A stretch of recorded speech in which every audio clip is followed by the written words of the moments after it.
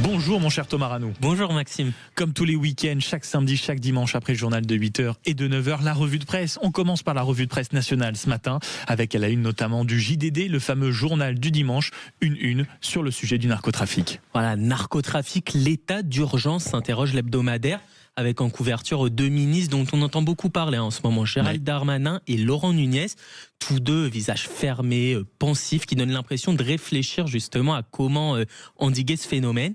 Le journal parle d'une lutte engagée avec plusieurs angles morts. Il cible notamment la question des frontières et la complexité de la procédure pénale. Le narcotrafic, on en parle aussi dans la tribune du dimanche.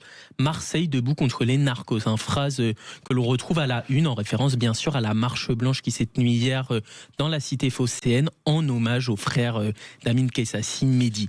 Plus de 6000 personnes étaient présentes.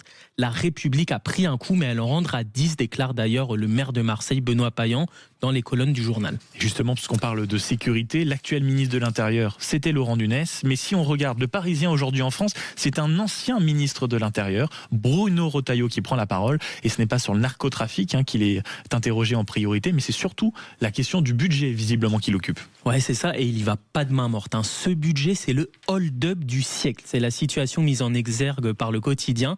Et dans cette interview... Ça arrive à des gens bien. Je peux vous dire que Bruno Retailleau, il n'épargne personne. Les oppositions, bien sûr, mais aussi Sébastien Lecornu. Olivier Faure décide, Sébastien Lecornu exécute.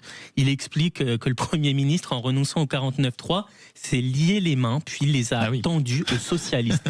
Il estime aussi que le PS a mis la main sur le gouvernement, alors que la France n'a jamais été autant à droite. Je cite, devant un tel spectacle, je comprends que les Français soient dégoûtés de la politique, il affirme également. Ah oui, puis alors ça c'est sûr, on retient pas ses coups. Il y a un autre également qui a décidé d'enfiler les gants de boxe, visiblement ce dimanche matin, c'est Gabriel Attal. On le retrouve dans les pages intérieures du JDD et on peut quand même dire, sans trop s'avancer, que l'ancien Premier ministre, visiblement, place quelques pions en vue de 2027. Ouais, bon, c'est un secret de polichinelle. On sait que Gabriel Attal, il a des ambitions pour la présidentielle. Et il le confirme encore une fois. Il affirme notamment ses divergences profondes avec Bruno Retailleau. Je suis pro-européen, ce que le parti de Bruno Retailleau n'est plus vraiment. Je suis plus libéral que LR, qui reste dans un modèle daté, et je crois qu'il faut vivre avec son temps. Concernant Édouard Philippe, Gabriel Attal, il explique qu'ils ont certes gouverné ensemble, mais qu'il y a aussi des différences. Je plaide pour une rupture franche avec le système tel qu'il existe. Ah bon ? On ne sait pas forcément de quel type de rupture il veut parler, mais il fait en tout cas tout pour se démarquer d'Emmanuel Macron, alors que l'hebdomadaire rappelle justement son impopularité record. Seuls 16% des Français se disent satisfaits du chef de l'État, selon le dernier sondage IFOP. Et en revue de presse nationale, on va essayer de terminer peut-être avec une bonne nouvelle, avec un petit mot de rugby pour finir. Bien sûr, on est sur Sud Radio, la radio du rugby. On disait hier que le 15 de France devait se rassurer après ses deux dernières prestations mitigées. Eh bien, nous voici à moitié rassurés, pour reprendre les mots du Parisien aujourd'hui en France. Les Bleus ont gagné face à l'Australie hier, 48-33, sans vraiment briller pour autant, malgré un score flatteur.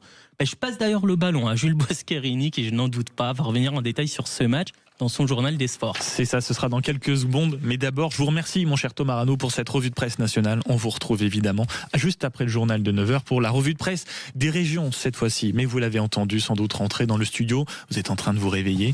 Il est 8h09, le journal des sports.